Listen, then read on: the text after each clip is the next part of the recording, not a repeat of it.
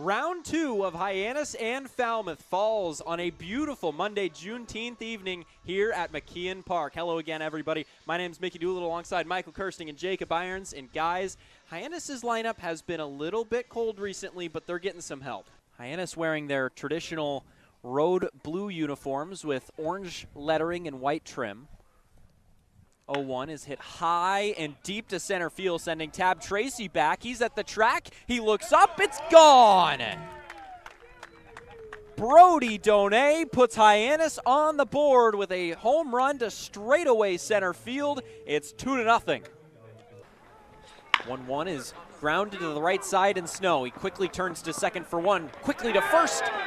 In time, a double play. Snow had to hurry and get it to second, and Hayline did a great job of getting everything that he had behind the throw and fired a bullet to first to turn two and escape the inning for Frank. Second pitch to him is lined down the right field line, and it gets down fair. This is going to score a couple of runs. Lipsy comes in to score. Earhart around third. He's going to score as well. Holding at third is Smith, and it's an RBI double for Zach York, and Hyannis quickly ahead 4-2. 1-2 is a high fly ball to left. Trimble going back. He's at the wall. He leaps, and it is gone. Zach York with a 2-run home run to stretch the lead to 6 in the top of the 6th. Second home run already, but with a ton of RBIs to his name, as that's driven deep to center field. Tough ranging back. He's at the track. He leaps, and it's gone. He took him to one of the deepest parts of the yard. Brandon Ike, welcome to Hyannis. Threw a couple of innings as a reliever, saving the rest of the bullpen arms. Grounded to short. Gazdar up with it, flips to second for one. The relay to first. In time, a double play. Turned by the Harbor Hawks, 19th of the year. And they've done a lot of it recently with the new double play partners of Gazdar and Hayline. So, Orleans strands after the foul ball, the 0-2, and he's going to line that one into left center field, and it is down. It's going to two-hop the wall as he's going to round first, head for second, and he's still going. He's going to try for third. The relay is not in time, and Cam Smith has his third hit of the game, a leadoff triple in the 8th. 1-2 to Earhart, and that's hit high and deep to left field. Giving chase is Pearson. He's at the track. He's at the wall. It is gone. Zach Earhart, a 2-run homer in the top of the 9th, and Hyannis' lead is stretched to 7-3. 1-0 from Rodriguez, and that's tapped to second. Laurie on 2 bounces is going to charge it, has to hurry to first. It's in time to retire the ball game. Final score, Harbor Hawks 3-1, and Michael Rodriguez comes in for a save. The 3-1 delivery from Sivley is a high fly ball, left center field. Going back is Lipsy. He's at the track, but calling him off is Taylor at the wall, and he puts it away for out number 3. Harbor Hawks win 7-3.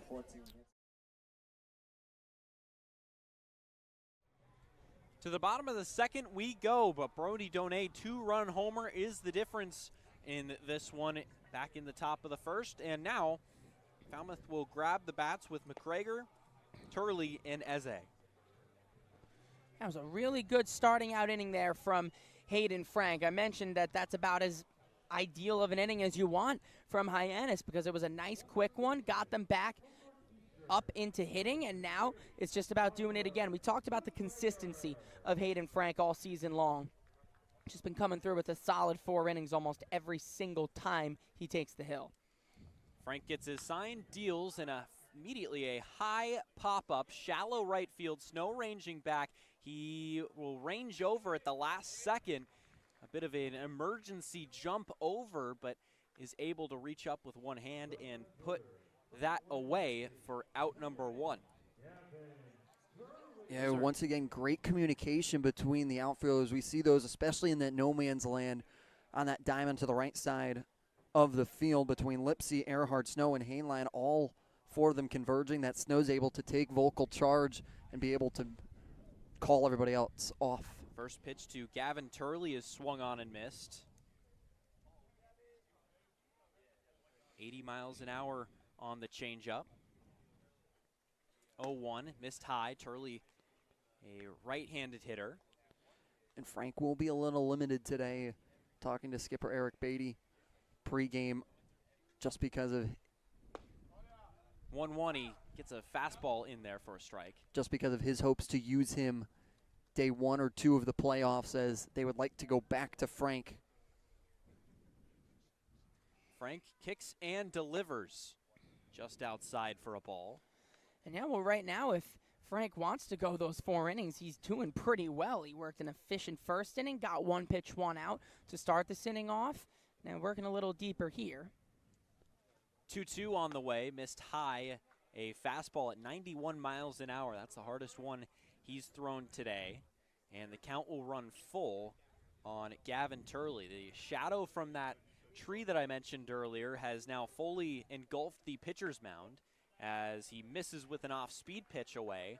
So it's a walk to Turley with 1 out in the bottom of the second.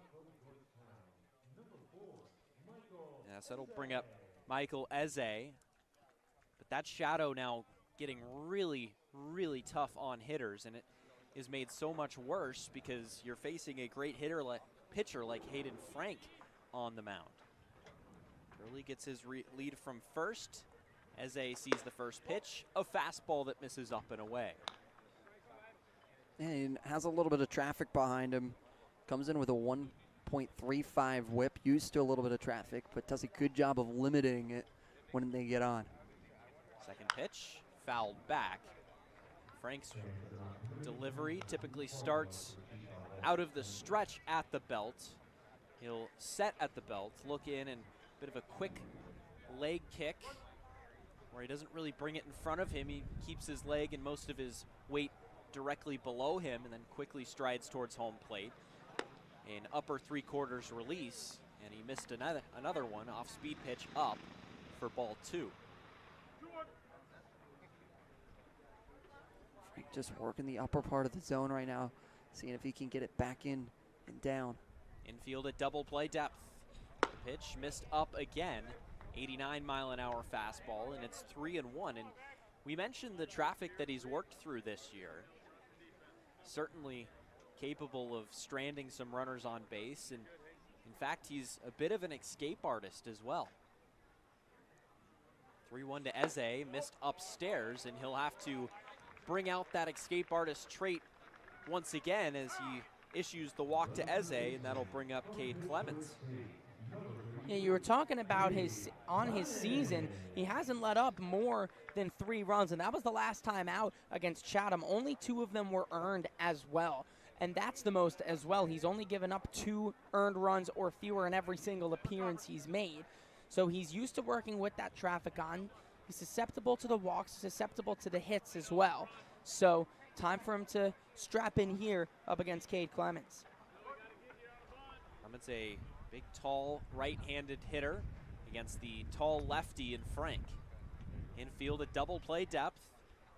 Turley at second. The pitch is fouled right towards the Falmouth Bat Boys, who quickly get out of the way, but the net in front of them was always going to protect them, and they give a little bit of a heart pat right there, as it must have skipped a beat for a second, but it's 0-1 to Clemens. Eze at first. The pitch from Frank missed low, and it gets away from Donay, heads up, turned up by Turley, who got a great read on the bounce from Donay. It skipped away just a couple of feet, but he immediately saw it and was able to take third base. So runners at first and third. Eze didn't see it himself and stays put. I get runners on the corners. 1-1 is grounded to the right side, and Snow, he quickly turns to second for 1, quickly to first. In time, a double play. Snow had to hurry and get it to second, and Hainline did a great job of getting everything that he had behind the throw and fired a bullet to first to turn 2 and escaped the inning for Frank. Still 2-0 Harbor Hawks. We head to the third on the Harbor Hawks Baseball Network.